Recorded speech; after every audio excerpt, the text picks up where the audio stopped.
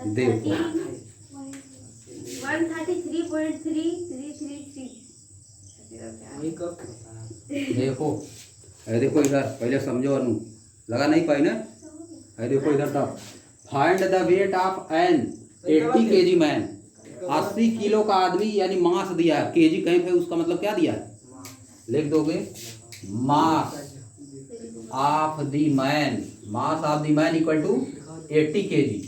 अब देखो मास कभी चेंज थोड़ा ना होता है, चाहे जहाँ जाओ मास कभी चेंज होता है, चाहे जहाँ चले जाओ, चाहे अर्थ पे रहो, चाहे मून पे रहो, चाहे मंगल पे रहो, चाहे सटर्न पे रहो, चाहे जहाँ रहो, मास थोड़ा चेंज होता है। मास ऑफ द मैन कितना है 80 केजी, तो मास ऑन अर्थ कितना हो जाएगा 80 केजी, मास ऑन मून कितना हो जाएगा 80 केजी। समझ गए, मास on moon, mass of the man on moon कितना होगा बताओ, क्या 80 KG. Mass of the man on earth कितना होगा, ऑन द अर्थ बताओ, ऑन द अर्थ 80 केजी। चाहे जहाँ चला जाए मास तो वही रहेगा, अभी तो लिखे थे ना मास कभी चेंज नहीं होता है, mass can never be change. आप देखो वेट बताना है, find the weight of an 80 KG man on the moon surface. Mass हो गया, अर्थ और मून पे मास इसका हो गया। अब केवल वेट बताना कहाँ पे, मून पे। वेट इसका अर्थ पे भी देख लो, अर्थ पे वेट कितना होगा इसका, निकाल दर, इसमें निकालना नहीं है। Weight on earth, weight on earth कितना होगा बताओ, अनु बताओ, कहाँ से दी 80 केजी होगा, W इक्वल टू mg होता है ना। 80 इंटू 9.8 लिखो, चाहे 10 लिखो, 98 इंटू 8 यन होगा 78 होगा, 784। ये क्या हो जाएगा केजी मीटर पर सेकेंड स्क्वायर, या हो गया, या तो न्यूटन इसी को लिखो, समझ गया 784 न्यूटन, या तो क्या लिखो 784 न्यूटन, या तो 10 लगा करोगे तो कितना हो जाएगा 800 हो जाएगा, तब ना 10 रखोगे तो 133.33 आएगा, सही है हमारा 800 हो जाएगा। तब अब तुमको निकालना है मून पे कितना होगा इसका वेट, मून पे वेट कितना होगा बताओ, इसमें निकालना है ना मून पे वेट। अब देखो इधर, weight on moon, weight on moon कितना हो जाएगा, 8 का 1/6 होता है, W सफिक्स E/6 लिख दो, W सफिक्स E/6, इसका मतलब weight on earth by 6। Weight on earth कितना आएगा, वही आएगा, कितना आएगा 80 इंटू 9.8/6 आ गया, है नहीं, 10 नहीं करेंगे आराम से कटेगा जी, कोई दिक्कत नहीं है। देखो क्या आ गया 3, यहाँ पे क्या 40, समझ गए। फिर है देखो इसको लिख दे रहे 98 इंटू 4/3, समझी नहीं पाएगा कि 10 यहाँ कर दिया, हवा में चलने लगते हैं, है देखो। फिर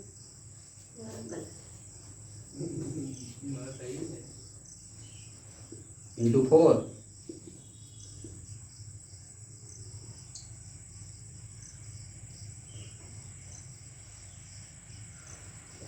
यह आ जाएगा,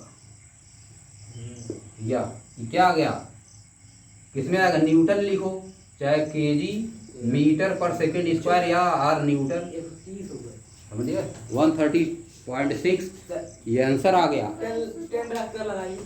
10 रखोगे तो वह बात तो पड़ेगी, क्या बहुत है, 800 आ जाएगा, 800/6, समझे 800/6 कर दो। अगर 10 रखोगे तो 800/6 आ जाएगा, यानी 400/3 आ जाएगा, यानी क्या आ जाएगा 3 1 जा 3, 3 3 जा 9, फिर 3 3 जा 9, 133 आएगा। हाँ सही है, सही मेरा, समझे 133 पॉइंट, गलत है, गलत है, बात समझ गए। जब कुछ नहीं दिया रहता तो 9.8 रखा जाता है, अगर 10 दिया रहता तो 10 रखा जाता है, नहीं 9.8 चलने दो इसे। इधर देखो, पहले इधर देखो, suppose the gravity of earth suddenly become 0। ऐसा मान लीजिए कि अर्थ की ग्रेविटी 0 हो गई, अर्थ की ग्रेविटी क्या हो गई जीरो, यानी अर्थ है यही। देखो इधर थोड़ा बढ़िया बनाइए अर्थ यही है, ऐसे। समझिए। अर्थ की ग्रेविटी जीरो हो गई तो यहाँ पे कोई चीज, यहाँ पे क्या है, यहाँ पे मून है, मान लो यहाँ क्या है, मून। अर्थ के चारों तरफ मून चक्कर न लगाता है, रिवाल्व करता है। अर्थ के चारों साइड क्या करता है, रिवाल्व करता है, समझिए। ऐसे चल रहा है, ये क्यों चल रहा है? सर सूर्य सबसे बीच में क्यों रहता है? सूर्य नहीं जी इसमें है, इसमें सन और मून के बारे में नहीं बात हो रही है, इसमें अर्थ और मून के बारे में हो रही है। किसके बारे में? अर्थ और मून। अर्थ और मून के बारे में बात हो रही है, समझिए, सन के बारे में नहीं। मून अर्थ के चारों तरफ क्या करता है, रिवाल्व करता है। ये रिवाल्व कर रहा है, इसका मतलब कोई फोर्स लग रहा है ना, वही फोर्स लग रहा है, ग्रेविटी वाला। ग्रेविटी वाला फोर्स इधर लग रहा है, इधर देखो, इधर क्या लग रहा है, फोर्स। इसी के कारण से रिवाल्व कर रहा है। अब इसी को बोल रहा है यही जीरो हो जाए। Suppose the gravity of the earth suddenly become zero. Gravity क्या हो जाए, जो इधर फोर्स लग रहा है जी वाला, F equal to m g force इधर जी लगता है ना, इसी किसके बराबर होता है, जी m1m2 अपान आर स्क्वायर। यह होता है, यहाँ से लेके यहाँ तक का डिस्टेंस आर है। अब यही बोल रहा है कि ये जीरो हो जाए, जी जीरो हो जाए इसका, तो F जीरो हो जाएगा, फोर्स नहीं लगेगा, ग्रेविटी जीरो हो जाएगी, तो है खींच नहीं पाएगा। वही चीज हो गया। ये ठीक कुछ रहा है, रस्सी है, मान लो रस्सी है, इसी में बांध के कुछ घुमा रहे हो, इसी में बांध के कुछ घुमा रहे हो और टूट गई। ये टूट गई तो क्या होगा, है भाग न जाएगा इसे, तो वही काम यहाँ भी होगा। है ये भाग जाएगा, जहाँ पे है इसे सीधे में चला जाएगा, इसे भाग जाएगा सीधे, समझिए। वही तो एग्जांपल जो बता रहे थे, रस्सी बांध के। वही चीज है। ऐसे अगर ये फोर्स जीरो हो जाएगा तो सीधे से भाग जाएगा, सीधे में ऐसे चलने लगेगा, भागने लगेगा, समझे। तो यही लिखना है हमको, यही क्या करना है, लिखना है। तो इसमें पूछ क्या रहा है, यही पूछ रहा है, व्हाट अफेक्ट, कोई और चीज दूसरा नहीं है इसमें। यहाँ पे लिखा है ना, in which direction the moon will begin to move. Moon किस डायरेक्शन में मूव करेगा, जिस डायरेक्शन में जा रहा है उसी डायरेक्शन में मूव कर जाएगा आगे। If no other celestial body affect is, कोई दूसरी सेलेस्टियल बॉडी इसको अफेक्ट नहीं कर रही। यूनिवर्स में बहुत है ना, सन भी है और बहुत चीज़ है, स्टार है, उन सबको नहीं लेना है, उन सबको नहीं मानना है। इसमें दिया है ना, no other celestial body affected, इस पर कोई प्रभाव दूसरी सेलेस्टियल बॉडी नहीं करती है, समझिए। तो ये तुमको लिखना है, क्या करोगे, लिखोगे स्ट्रेट लाइन में आगे चला जाएगा, स्ट्रेट लाइन में आगे चला जाएगा। तो इसी का आंसर कैसे लिखोगे बताओ, इंग्लिश में कैसे लिखोगे इसको, हिंदी में बताया हम, इंग्लिश में लिखो अपने से, बताओ, लिखो, लिखते क्यों नहीं,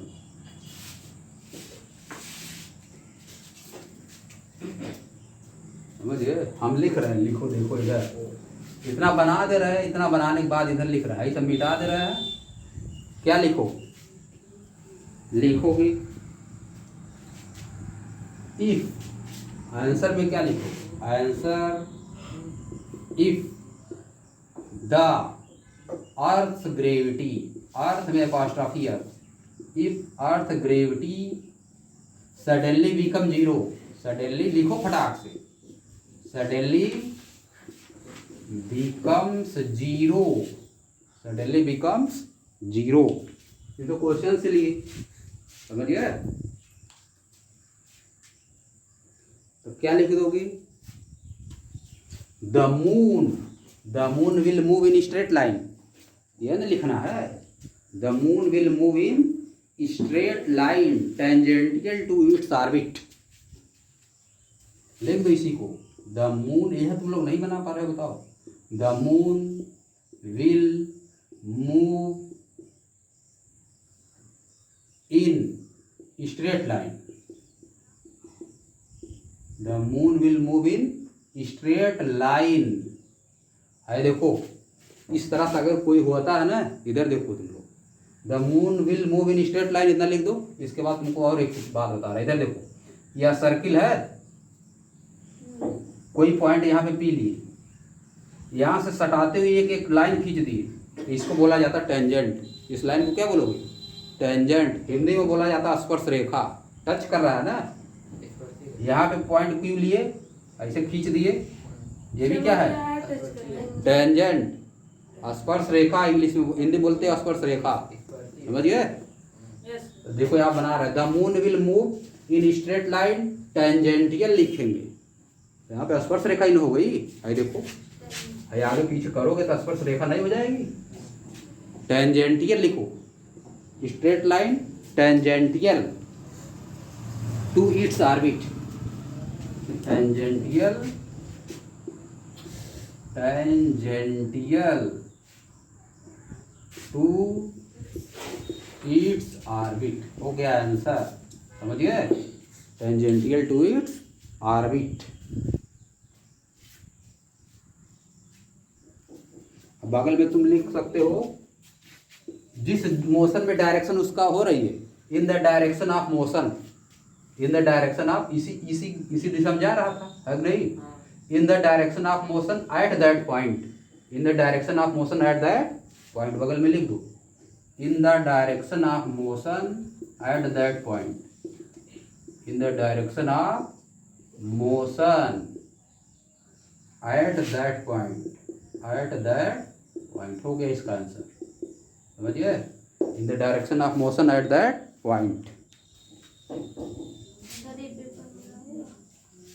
आएगा कैसे नहीं है, देखो इधर क्वेश्चन में क्या है, क्वेश्चन यह है, यह देखो छत है, यह क्या है, मान लो बिल्डिंग है 100 तल्ला, 100 फ्लोर की बिल्डिंग है, यस 100 फ्लोर की बिल्डिंग से, 100 फ्लोर है इस पे, ऊपर से यस एक ऐसे फेंके, एक पत्थर ऐसे फेंके, और ऐसे फेंकोगे तो ऐसे थोड़ा न चलता जाएगा, वो नीचे भी आएगा। नीचे आएगा, वैसे आएगा, अगले क्लास में पढ़ोगे तुम इसको, समझिए। और एक तो यहाँ से धीरे से ऐसे गिरा दिए, है नहीं, तो सीधे जो ये भी 5 किलो का है, नहीं ज़्यादा हो जा रहा है, 1 किलो, 5 किलो फेंक नहीं पाओगे, 1 किलो की आबी है और 1 किलो की आबी है, 1 केजी दोनों है। क्वेश्चन यहाँ 100 फ्लोर का बिल्डिंग है, उससे एक पत्थर इस तरह से फेंका गया स्टोन, एक स्टोन इस तरह फेंका गया, कौन स्टोन यहाँ पे पहले आएगा, नीचे, नीचे कौन सा स्टोन पहले आएगा, सर ये वाला दोनों सेम आएगा, दोनों सेम समय पे आएगा, लिख दो। यहाँ से यहाँ तक आने में अगर टी समय लगा है तो इसको भी यहाँ से यहाँ तक आने में कितना समय लगेगा, टी ही लगेगा, टी टाइम, टी दोनों में टी टाइम लगेगा। आगे निकालेंगे अगले क्लास में, तुमको बस इसमें लिख देना है, समझिए, इसमें कुछ करना नहीं, आंसर में बस लिख देना है। Both the stone will reach at the ground in same time, at the same time, बस इसे लिख देना है। बोथ द स्टोन, आंसर लिख दो, both the stone will reach, both the stone will reach at the ground, at the ground at the same time, at the same time, एक के साथ पहुंचेंगे, समझिए, एट द सेम टाइम, हो गया answer इसका, समझिए। क्यों ऐसा होगा, क्योंकि जी लगेगा ना, जिस हिसाब से यह इसको खींच रहा है, आगे बढ़े तब भी उतना ही खींचेगा, समझिए। यहाँ पे जैसे आया उतने खींचता चला जाएगा, खींचता चला जाएगा, खींचता चला जाएगा, वही वाला मोशन तो चेंज नहीं, वो ऊपर से नीचे वाला जी लग रहा है ना, वो खींचता चला जाएगी, नहीं कि आगे बढ़ जाएगी, बढ़ नहीं पाएगा। अगले क्लास में प्रूफ है इसका 11th में, दोनों टी इक्वल आएगी, इसका भी टी इक्वल निकालोगे, इसका भी टी इक्वल निकालोगे, समझिए बात, खाली बस लिख लो। तो इधर देखो प्लस कैसे बंद होगा जी, है देखो, व्हाट इज फ्री फॉल क्या होता है, कोई चीज़ है, मान लो यहाँ हो तुम, कोई ऑब्जेक्ट लिए ऐसे फेंक दिए ऊपर, फेंक दिए ऊपर, फेंके, ऑब्जेक्ट ऊपर फेंक दिए, ऑब्जेक्ट ऊपर फेंकने के बाद तो नीचे आएगा अपना आराम से ना, ग्रेविटी के अंदर में, ग्रेविटी के अंदर में नीचे अपना आराम से आएगा। तो यही चीज़ होता है फ्री फॉल, जब कोई ऑब्जेक्ट ऊपर फेंकते हैं तो ग्रेविटी के कारण वह अपने आराम से नीचे आने लगता है, इसी को क्या बोलते हैं, फ्री फॉल। तो इंग्लिश में लिखो इसी को। The fall of any object under the influence of earth. The fall of any object under the influence of earth is known as free fall, is called free fall of an object. समझ गए? और थोड़ा सा लिखना चाहो तो लिख सकते हो, थोड़ा सा लिखो।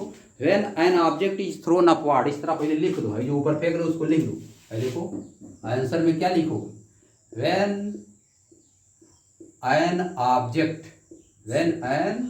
Object is throne, THROWN, throne upward, ऐसे लिखो पहले थोड़ा। When an object is throne upward it reaches certain height, कुछ हाइट तो पहुंचेगा ना, है देखो कुछ हाइट पहुंचा है। It reaches certain height, it reaches certain height, फिर क्या होगा? इट रीचेज सर्टेन हाइट के बाद क्या होगा?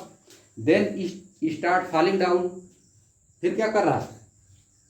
देन नीचे गिरना चालू हाँ, होगा। then it starts falling down, then it start falling down। लिखते जाओ, लिखना तो लिखते जाओ। बस फॉलिंग डाउन टूवर्ड्स अर्थ लिख दो, फॉलिंग डाउन टूवर्ड्स अर्थ, अर्थ की तरफ गिरेगा ना, फॉलिंग डाउन टूवर्ड्स अर्थ, इतना लिख दो। फिर क्या लिखोगे? इट इज बिकॉज, ऐसा क्या होता है? It is because the earth gravitational force exert on it, इतना नहीं लिखेंगे कठिन। इट इज बिकॉज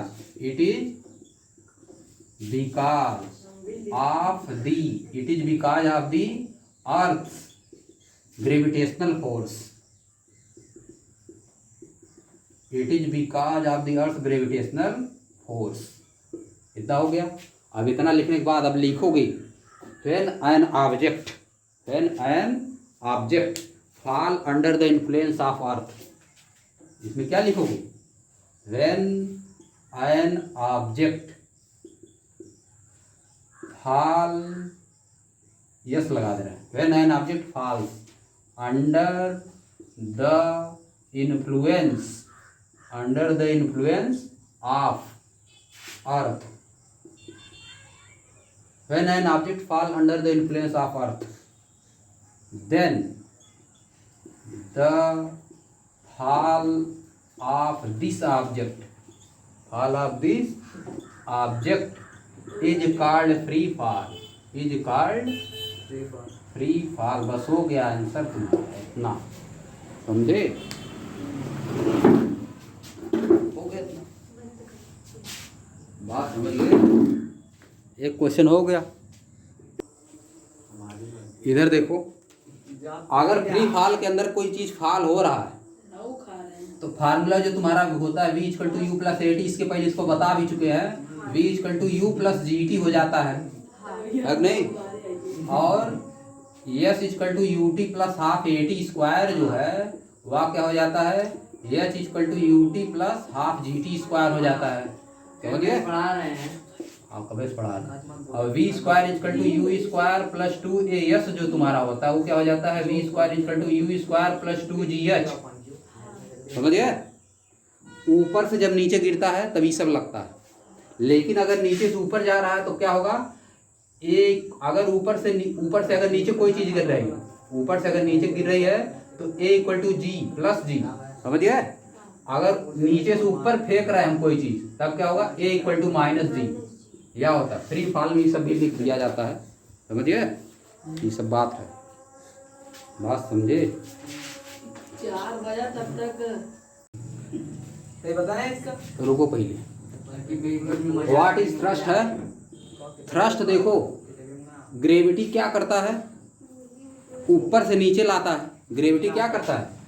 ऊपर से नीचे लाता है। चांद से धरती तक। और थ्रस्ट क्या करेगा? नीचे से ऊपर ले जाएगा, बहुत ऊपर नहीं ले जा पाएगा ये। जैसे क्या किए, पानी में अगर कूदे, पानी में कूद गए, ऊपर से कूदे पूरा पानी, तो कुछ समय बाद थोड़ा सा अंदर घुस जाओगे फिर ऊपर फेंक देता है ना, वही है थ्रस्ट। यार पानी में गोली मारेंगे तो नहीं लगेगी, पानी में से गोली ये बताएं ये सर हाँ। परपेंडिकुलर फोर्स सर जी हाँ तो देखो इधर सर वही चीज लिखना है। नहीं लगेगा। इधर देखो तो परपेंडिकुलर फोर्स हो गया ना, किसी ऑब्जेक्ट पे लगने वाला परपेंडिकुलर फोर्स। हाँ जैसे बाल नीचे फेंके, हाँ बाल नीचे अगर फेंकोगे, बाल मतलब बाल कौन सा, क्रिकेट वाली बाल जो उछड़ने वाली होती है, ये बाल नहीं जो सिर का बाल होता है। 110 हाँ कैनवास वाली बाल या प्लास्टिक वाली नहीं उतना उछड़ेगी। उसी तैरने लगी। लेदर वाली। लेदर वाली बाल अगर फेंक, लेदर वाली नहीं हुआ क्या, रबड़ वाली हाँ, रबड़। छोटी वाली जो आती है, इतना बड़ा छोड़ करके नहीं आती, खूब तेज उछड़ती है, हाँ वो वाले वह वाली बाल अगर नीचे फेंके सर जी बहुत ऊपर जाएगी ना, क्यों जाती है, थ्रस्ट के कारण। समझिए परपेंडिकुलर फोर्स ऊपर लगता है ना, और नीचे का अरे सर जी नीचे ग्रेविटी लगती है। ग्रेविटी के जो उल्टा लगेगा, ग्रेविटी के अपोजिट डायरेक्शन में, इधर है ग्रेविटी, इधर क्या है ग्रेविटी, इधर ऊपर क्या है थ्रस्ट। समझिए नीचे ग्रेविटी ऊपर थ्रस्ट, इतना बना लो। इसके बाद तुमको लिखना इंग्लिश में खाद थोड़ी है। खाता ना वो तो एक्ट मार के रोक जाओ। फोर्स लिखोगे क्या, लिखो फोर्स, लिखो इसको force acting, force acting on a object, force acting on a object perpendicular to the surface, force acting on a object perpendicular, बोलो बाजी अपने में, आइए सर जी के पास। परपेंडिकुलर टू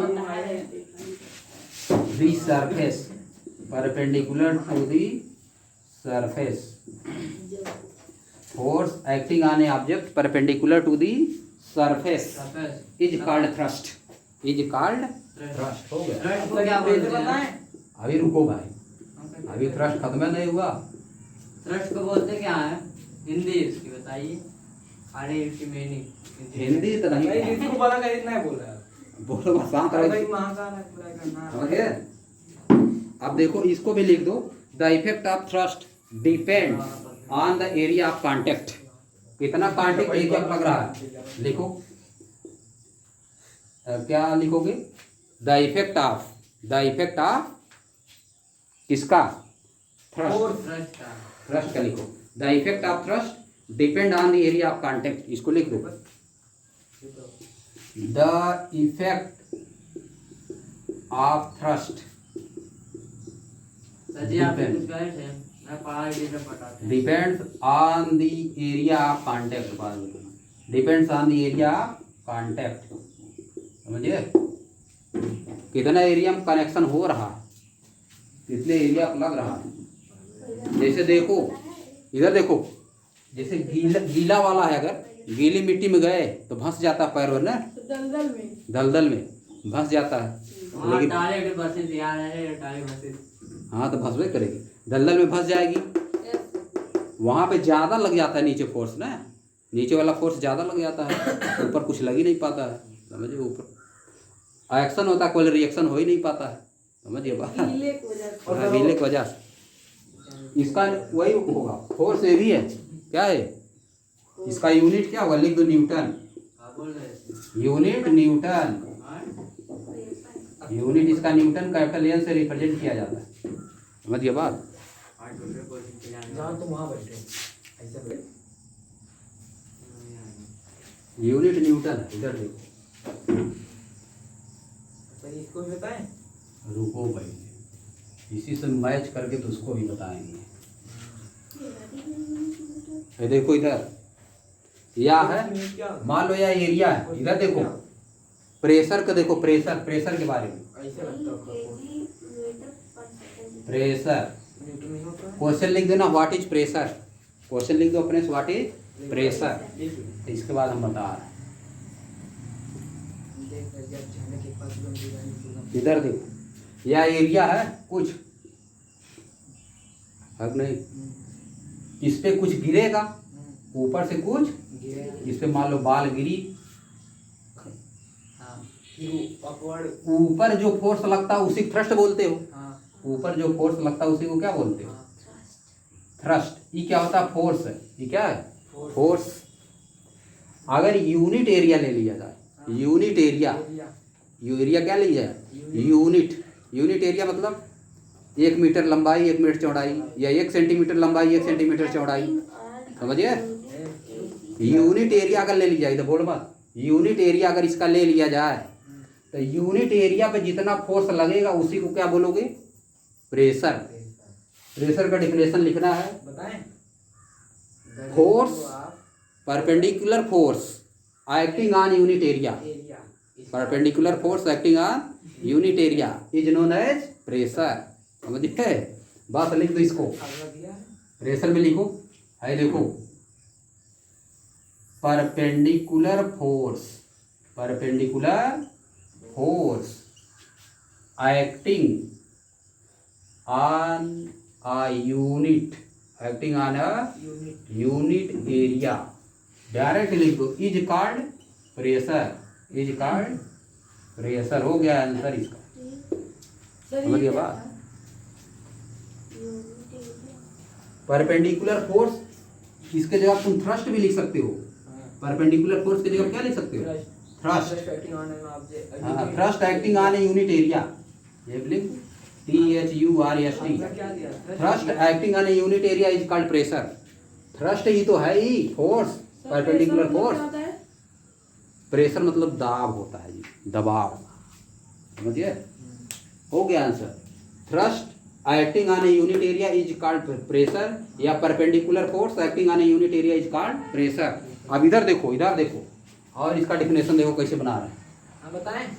रुको पहले भाई, क्यों आप है देखो, अगर मान ले रहे हैं पूरा एरिया ए है, 15 let the area is a, अगर पूरी एरिया ए है एंड थ्रस्ट क्या है? F force. थ्रस्ट या परपेंडिकुलर फोर्स क्या है? परपेंडिकुलर फोर्स क्या है? एफ। समझिए। और pressure and pressure will be capital P. Pressure को मान ली कैपिटल पी, तब देखो फार्मूला इसका हो जाता है P equal to F by A, P equal to F by A, यानी pressure equal to thrust upon area. वही होता है थ्रस्ट फोर्स बात एक का है, परपेंडिकुलर फोर्स अपॉन एरिया। समझिए, यहाँ से निकालते हो वही फार्मूला जो ये निकाले हो ना, यहीं से निकालो, P equal to F by A. यहाँ पे लिख दोगे इफ ए इक्वल टू 1, चाहे मीटर स्क्वायर चाहे सेंटीमीटर स्क्वायर जो मन कहे वह, तो देखो क्या हो जाएगा तब? P equal to F, P equal to F. है देखो, इसको कैसे लिखते हो? वही तो लिखा ऊपर, perpendicular force acting on unit area. इधर देखो परपेंडिकुलर फोर्स, इधर देखो perpendicular force acting on unit area. देखो ये लिखा गया है परपेंडिकुलर फोर्स, है ना, perpendicular force acting on unit area is called pressure. हो गया, वही लिखा ऊपर। परपेंडिकुलर समझ गया बात? है देखो इधर, perpendicular force acting on unit area is called pressure, perpendicular force acting on unit area is called pressure. या तो क्या? Thrust, thrust acting on unit area is called pressure. है क्या? थ्रस्ट न है, thrust acting on unit area is called pressure. बात समझिए, ये सब है दुनियादारी। Thrust acting on unit area is called pressure. बात समझ गए? अब देखो इधर देखो, प्रेशर है ये बाई है, इसका यूनिट निकालना, प्रेशर का यूनिट। इधर देखो ऊपर, यूनिट अगर निकालना है, यूनिट है, फोर्स का यूनिट कितना हो जाएगा? न्यूटन। इसका मीटर स्क्वायर, तो इसका प्रेशर का यूनिट कितना हो गया? न्यूटन मीटर स्क्वायर, न्यूटन बटे मीटर स्क्वायर, न्यूटन बटे मीटर स्क्वायर हो गया। या इसको क्या लिख सकते हो? Newton metre power -2। इसी को कहा जाता है पास्कल। न्यूटन मीटर स्क्वायर को क्या बोलते हो? न्यूटन पर मीटर। पास्कल ने इसका खोज किया था, इसीलिए उसके नाम पर रख दिया गया। इसका नाम क्या? पास्कल। इसी को बोला जाता है एक पास्कल, 1 न्यूटन प्रति मीटर स्क्वायर, 1 न्यूटन प्रति metre square equal to 1 pascal बोला जाता है। तो प्रेशर का यूनिट हो जाता है पास्कल। प्रेशर की यूनिट क्या हो जाता है? पास्कल। पास्कल। समझे? नाम है ब्लेज पास्कल, वैज्ञानिक नाम, साइंटिस्ट ब्लेज पास्कल नाम था उसका। BLAISE ब्लेज, PASCAL, उसी के नाम इसका नाम रख दिया गया पास्कल। इसकी यूनिट, प्रेशर की यूनिट पास्कल। पानी में कूदे, मान लो यहाँ पानी है, भाई देखो यहाँ पानी है, तालाब है, क्या है? तालाब है। पानी में कूद गए, पानी में कूदे, पानी में कूदोगे तो पानी हटाओगे ना, वाटर कुछ हटा दोगे, वाटर हटाओगे कि नहीं? वाटर जितना हटाओगे इसी के कारण तुम्हारे ऊपर एक प्रेशर लगेगा ऊपर की तरफ। चोट लगती है। इसी को क्या कहते हो? Pressure in fluids. Pressure in fluids. Fluid के वेट हटाने के कारण जो हमारे ऊपर प्रेशर लगता है उसको क्या बोलो?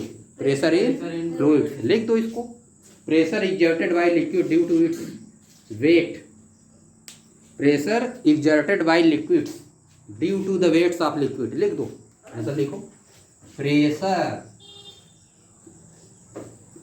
Exerted, EXERTED, pressure exerted by liquids. कुछ भी हो सकता है, वाटर हो सकता है, तेल हो सकता है। Pressure exerted by liquids, pressure exerted by liquids is due to the weight of the liquid, is due to the weight, is due to the weight of the liquid, is due to the weight of the liquid। बहुत बड़ा helicopter जाता है। अरे हम भी देखे, हमारे तरफ में, हमारे तभी जा रहा था बहुत नीचे। अब देखो कुछ तुमको बात बता रहा हूं, इधर देखो। या मान लो है बर्तन, या मान लो बर्तन है, इसमें पानी पूरा भरा हुआ। इस वाले पॉइंट पे सब जगह प्रेशर समान रहेगा। यहाँ पे प्रेशर, यहाँ प्रेशर, यहाँ सब जगह समान रहेगा। गहराई में जितने जाओगे प्रेशर बढ़ जाएगा, दाब रहेगा ना, समझिए। अंदर जाओगे, नीचे जाओगे, सबसे ज्यादा प्रेशर रहेगा। ऊपर रहोगे प्रेशर कम रहेगा। यानी गहराई बढ़ने से प्रेशर बढ़ जाता है। फार्मूला होता तुम लोग दिया नहीं है, P = HDG होता है। P = HDG। P क्या है? प्रेशर। H क्या है? कितना गहराई पे है। D क्या है? इसका डेंसिटी। लिख दो इसको तुम लोग, P = HDG। H क्या है? Height, HIGHT। जी से ग्रेविटी है, नहीं डेंसिटी है। D है डेंसिटी। जो लिक्विड रहेगा, वाटर रहेगा तो वाटर की यहाँ बना दे रहे हैं, तो यहाँ बना दे रहे हैं, यहाँ से यहाँ तक H, समझिए। इसका डेंसिटी वाटर पे, या वाटर है तो उसका डेंसिटी रहेगा, लिक्विड कोई भी रहेगा, तेल रहेगा, उसका डेंसिटी। D = डेंसिटी, समझिए। G = ग्रेविटी, वही 9.8 मीटर पर सेकेंड स्क्वायर क्या होता है, समझिए। मतलब गहराई बढ़ेगी तो बढ़ेगा, ये गहराई बढ़ेगी तो प्रेशर क्या होगा? बढ़ेगा। गहराई कम होगी तो प्रेशर कम होगा। समझे? बात समझे कि नहीं समझे? यह है। क्या है? लो इधर देखो, इधर देखो। पहले आप बताएं कौन है? पानी में कोई चीज डूबा है, पानी में कोई चीज क्या है? डूबा है। थोड़ा सा डूबा है, ये डूबी है। या तो पूरा डूबा है। इधर देखो, पहले पानी में कोई चीज डूबी है पूरा, या तो थोड़ी सी डूबी है, या तो पूरा डूबी है। तो ऊपर की तरफ जो फोर्स लगता है वही क्या है? बुएंट फोर्स। ऊपर की तरफ जो फोर्स लग रहा है, ऊपर की तरफ कुछ प्रेशर न पड़ रहा, नहीं तो नीचे चला जाता। ऊपर की तरफ प्रेशर पड़ रहा है इसीलिए रुका हुआ है ना। तो जो प्रेशर ऊपर लग रहा है वही बुएंट फोर्स, वही बुएंट फोर्स या बुएंसी है। लिखो, इंग्लिश में लिखो। वजन ज्यादा लगा तो नीचे हाँ, नीचे चला जाएगा, तब भी फोर्स लगेगा, तब ज्यादा फोर्स ऊपर से नीचे लग जाता है ना। अगर पानी में गिरा दे डूब जाएगा, ऊपर आ जाएगा। पहले तो ऊपर आएगा, पानी वानी पी लेगा पूरा, तब डूबेगा। पानी पीने के बाद वेट ज्यादा हो जाएगा, समझे? अगर कोई डूबने लगता है तो टायर से कैसे बचता है? टायर से बचता है, इसीलिए पानी ज्यादा हट जाता है ना। वो टायर में फुलौना रहता है। लिखो the buoyant force or buoyancy is the upward force. लिखो क्या? इसको लिखो अरे डब जाएगा। द आ जाएगा उसमें। वो ट्रक का टायर रहेगा तब BUOYANT the buoyant force or, इसी को लिख दे रहे हैं buoyancy. The buoyant force or buoyancy is the upward force is the ये तो भाई क्या भी लिखे हैं, ग्राफ तो बना ही है फिर भाई। Is the upward force. बनाओ कोई दिक्कत नहीं। Is the upward force exerted on an object, exerted on an object, exerted on an object। अब वह ऑब्जेक्ट कैसा है, या तो पूरी तरह से डूबा है या तो आधा डूबा है। exerted on an object। फिर क्या लिखोगे, wholly or partially, wholly or partially, पूरी तरह से या आधा, होली आर पार्सली, पार्टली लिख दे, पार्टली। इमर्स मतलब डूबा हुआ, होली आर पार्सली इमर्स। किसमें डूबेगा, इन अ लिक्विड, किसी भी लिक्विड में। Wholly or partially immerse in a liquid, यह हो गया इसका डिफिनेशन, समझिए। इसी अपवर्ड फोर्स को अपथ्रस्ट भी बोलते हैं, लिख दो। This upward force is also known as upthrust force. This upward force is also known as upthrust,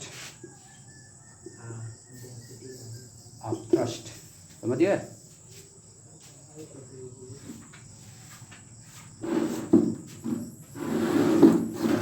आप देखो, अगर तुमको वेट उठाना है पानी में, अगर तुमको उठाना है वेट 100 किलो का, तो उठा दोगे, समझिए। वो सही खुद वो खुद उठा रहता है, समझिए। 100 किलो वेट अगर डूबने वाला रहेगा, उसका 2-4 किलो वेट रहेगा, समझिए, वैसे उठा दो पानी, समझिए। यह हो गया इसका डिफिनेशन। अब 3-4 क्वेश्चन इस पे लिखा है। 100 किलो का रहेगा तो गड्ढू लगेगा। डेंसिटी जितने ज़्यादा रहेगी पानी का, उतने जल्दी डूबेगा नहीं। डेंसिटी पानी की अगर ज़्यादा रहेगी तो कोई ऑब्जेक्ट इसमें जल्दी नहीं डूबेगा, समझिए। ये नहीं समझे, डेंसिटी कम रहेगी तो जल्दी डूब जाएगा। और थोड़ी गहराई ज्यादा रहेगी। अब मतलब इंटेंसिटी बढ़ाएंगे तब ऊपर जब खींचेगा ना, डेंसिटी ज़्यादा रहेगी तो ऊपर ज़्यादा दाबता है, अंदर नहीं जाने देता है, समझिए। बात समझे कि नहीं। कीचड़ में जल्दी तुम डूबोगे, पानी में डूबोगे। कीचड़ का डेंसिटी ज़्यादा होती है, कीचड़ का डेंसिटी ज़्यादा, पानी की डेंसिटी कम, डर समझिए। में जो है मोगली वाले सभी देख रहे थे, हम कूदा वो 10 रात बाहुबली वाली देखे थे क्या? मोगली उसमें भी कीचड़ था।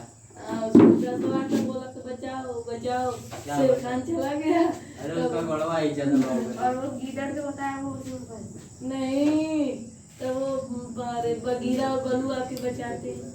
आप चलो बगीरा सगीरा मत करो, इधर देखो। देखोगे यार, नाम पढ़ने लगे हो डांडा हुआ होगा। एकदम पढ़ रहा है, तभी दिमाग को कम काम करेगा, एक दो तरह काम करने लगेगा। लघु कार्टून देखने एक वाले बच्चों वाला तो गड़बड़ा तो जाएगा दिमाग। अरे सर जी टीविया बिगड़ी ले जाके बनवा ली। अब लिख दो, factor affecting the buoyant force या बुएंसी, 1-2 पॉइंट लिख दो। अरे सर जी डूब जाइए। अरे सर जी पोस्ट लिखो, फैक्टर्स, गजब बेइज्जती हुई। Factors affecting the buoyancy, BUOYANCY, buoyancy or buoyant force. ये सब कहाँ पढ़ा है? अरे सर ये सब छोड़ दिए होते हैं, काम बहुत ढेर कर। अरे ज़्यादा नहीं, थोड़ा सा जिसका काम तब उसका। लिखिए volume of an object in image. है देखो कौन कौन अफेक्ट करता है। डेंसिटी, पहला तो डेंसिटी, वाटर जिसमें डुबा रहे उसकी डेंसिटी, जिस चीज में डुबाया जा रहा है उसकी density, density of the fluid, density of the liquid liquid या फ्लूइड, बात एक है। वही लिखिए। डेंसिटी चार चीज़ ऑफ द फ्लूइड्स लिख दे रहे हैं हम कि लिक्विड लिखें, बताओ, बात एक रहेगा। देखो अगर डेंसिटी ज़्यादा रहेगी तो डूबने की संभावना कम रहेगी, जल्दी नहीं डूबेगा। खाली बता दे रहा है, लिख नहीं रहे इसमें कुछ। डेंसिटी ऑफ द फ्लूइड्स, अगर डेंसिटी ज़्यादा है तो क्या होगा, क्या होगा? डूब जाएगा। अरे डूबने की संभावना कम रहेगी। भाई डेंसिटी ज़्यादा, धरती किसी में डूब जा रहे हो तुम, माटी में, मिट्टी में डूब रहे हो तुम, नहीं डूब रहे हो। पानी की डेंसिटी कम होती उसमें डूबने लगते हो। हवा में डूबे हुए हैं, एयर में डूबे हुए हैं ना, उसमें क्यों डूब गए हम लोग? क्योंकि उसका डेंसिटी कम है, समझ गए? इसीलिए पानी में सभी लोग डूब जाते हैं, डेंसिटी उसका कम होता है। हम मिट्टी में डूब जाते हैं, कहीं अंदर में घुस नहीं पा रहे हो, इसका डेंसिटी ज़्यादा है ना, इसीलिए नहीं घुस पा रहे। समझ गए? और लिखो एक आठो, volume of the object, volume of the object, जिस ऑब्जेक्ट को डुबा रहे हो, इन लिक्विड। हाँ, वॉल्यूम ऑफ द ऑब्जेक्ट। उस अब देखो ज़्यादा वॉल्यूम रहेगा, जो ऑब्जेक्ट डुबा रहे हो बहुत बड़ा रहेगा तो जल्दी नहीं डूबेगा। वॉल्यूम उसका बहुत ज़्यादा रहेगा, आयतन हिंदी में कहा जाता है, समझिए? बहुत बड़ी बाल ले लिए, खोखली बाल बहुत बड़ी ले लिए, नहीं डूबेगी जल्दी। छोटी बाल डालोगे डूब जाएगी। 10 ग्राम का डालो, 10 ग्राम वाला जो आता है 100 ग्राम, डूब जाएगा आराम से। अरे तभी अगर उसके अंदर होल रहेगा तो नहीं, बाल नहीं डूबेगी। भाई 10 ग्राम वाला ही नहीं लगता, इसको डालोगे तो डूबेगा नहीं, क्या है या ये तो डूब ही जाएगा, तुरंत ही डूब जाएगा। अपने वेट के बराबर हटा नहीं पाएगा ये तुरंत डूब। अरे छेदी हो, पानी- सर जिसका Apple, surface sir area Apple ज्यादा होता लीजिए, है सर, उसको सही डालेंगे वो नहीं जिसका डूबेगा। सरफेस एरिया ज्यादा होता है वो पानी हटा देगा हाँ, बहुत। वो पानी ज़्यादा हटाएगा। जिसका सरफेस एरिया, उसी तो लिखा हुआ volume of the object, sir surface area ज़्यादा हो जाएगा। सर, लो एक चीज़ डूबेगा जल्दी, हाँ सर, अगर खोखला रहेगा तो नहीं डूबेगा। हाँ। जैसे नाव में भी इतना आता है लोहा, सर नहीं प्लास्टिक डूबेगा। वाला में अगर खोखला रहेगा तो नहीं डूबेगा। नहीं डूबेगा। भर के आती है वॉल्यूम ऑफ द ऑब्जेक्ट, ये सब हो गया, बस इतना इसमें काम, तुम लोग इतने काम का है। खत्म हो गया। Automatic sprinkler. खत्म हो गया सर जी। हाँ, अच्छा, ये जाने दीजिए। बड़ा हो गया। अब देखो इधर आर्किमिडीज प्रिंसिपल क्या होता है, इधर देखो। यह मान लो है तालाब है, या क्या है, तालाब है। हिंदी में पहले देख लो, समझ लो, यह तालाब है। कोई ऑब्जेक्ट इसमें डाले, कोई ऑब्जेक्ट इसमें डाले तो इसका जितना वेट है W = mg, इसका जितना वेट है उतना पानी हटाएगा ही, उतना पानी हटाएगा। डूब जाएगा तब भी उतना पानी हटाएगा। कुछ ऑब्जेक्ट ऐसा रहेगा कि डूबते हुए तैरेगा तब भी उतना पानी हटाएगा, जितना वेट रहेगा उतना पानी हटाएगा, समझिए? पानी में डूबा है तो जिस भी लिक्विड में डूबा है उसका उतने वेट हटाएगा जितना कि इसका वेट, समझिए? लिक्विड का उतना ही वेट कोई ऑब्जेक्ट हटाएगा जितना कि उस ऑब्जेक्ट का वेट, समझिए? अगर पहले ज़्यादा वेट हट गया, आधा डूबा और लिक्विड का वेट इसके बराबर हट गया, तब तो इसे ऊपर तैरेगा, समझिए? अब अगर पूरा डूबने के बाद वेट इसके बराबर हटा तब डूबते हुए तैरेगा, तब डूबते हुए तैरेगा। अगर इसके वेट के बराबर हट ही नहीं पाया, इसके वेट के बराबर हट ही नहीं पाया तो आ जाएगा नीचे डूब के। इसके वेट के बराबर नहीं हट पाया, जैसे अभी 100 ग्राम बता रहे थे, 100 ग्राम अगर पानी में डालोगे अपने वेट के बराबर हटा नहीं पाएगा ही। 100 ग्राम अगर इसमें डालोगे अपने वेट के बराबर नहीं हटा पाएगा, यहाँ पर आ जाएगा, समझिए? ये 3 चीज़ है आर्किमिडीज प्रिंसिपल में। अपने वेट के बराबर हटाएगा, डूबते हुए तैरे, चाहे आधा डूब के तैरे, चाहे पूरा डूब जाए, अपने वेट के बराबर हटाएगा। वेट के बराबर लिक्विड हटाएगा, जितना लिक्विड रहेगा, जितना इसका वेट है उतना लिक्विड हटा देगा। ये इंग्लिश में लिख देना है, बस काम कर। यही है आर्किमिडीज का प्रिंसिपल। ये बना दो कि समझ जाएगा कोई, समझ गया तुरंत, बात समझे कि नहीं? लिखो आर्किमिडीज प्रिंसिपल में लिखो, when an object partially or fully immersed, when an object, when important है, when an object partially, partially, partially मतलब पूरा नहीं, आधा या आधा से कम, कुछ पार्ट उसका बाकी है।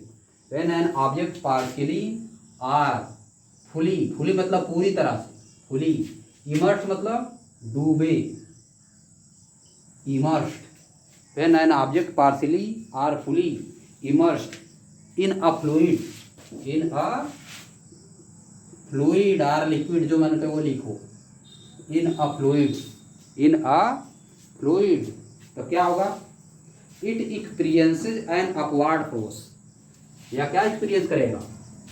It मतलब ऑब्जेक्ट के लिए है, it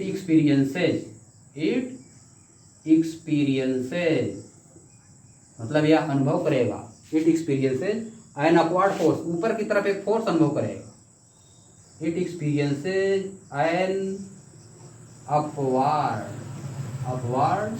force,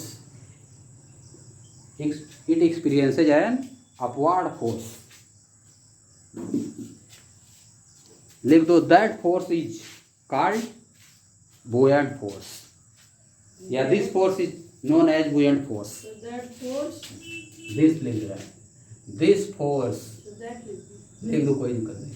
This force is called buoyant force. This force is called buoyant force. हो गया, वह buoyant force है, समझिए, आर्किमिडीज वाला ही है. हो गया. ये किसके बराबर होगा? Equal to the weight of object, या fluid displaced by the object.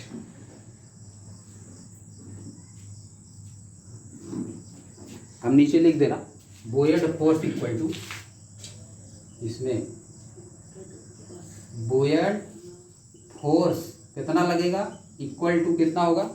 जितना वेट हटाया है, weight of liquid displayed by the object. Weight of the liquid displayed bye the object. लिख दो, weight of the liquid displayed bye the object. ये तो सबसे important है, इसी सवाल लगेगा. Weight of the liquids, weight of the liquids displaced, हटाया गया, displaced by the object, displaced by the object. इसको घेर दो, इसे लिख. यही है यार आर्किमिडीज का प्रिंसिपल. इतना बना दोगे तो कोई पकड़ लेगा. चलिए हो गया. जैसे पनडुब्बी डूबती है, पनडुब्बी इसी पे काम करती है ना, पनडुब्बी, समझिए, आर्किमिडीज प्रिंसिपल पे काम करती है. बात समझ गए?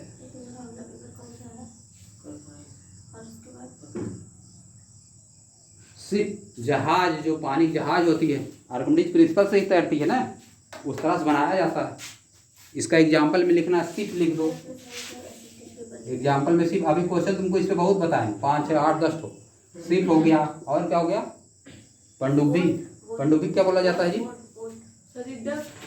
इंग्लिश में क्या बोला जाता है पनडुब्बी को? सबमरीन. शिप और सबमरीन, शिप एंड सबमरीन, क्या होता है? इसी प्रिंसिपल पे चलती है ये सब, समझिए, शिप और सबमरीन. अभी बहुत क्वेश्चन लिखवाएंगे, कोई दिक्कत की जरूरत नहीं.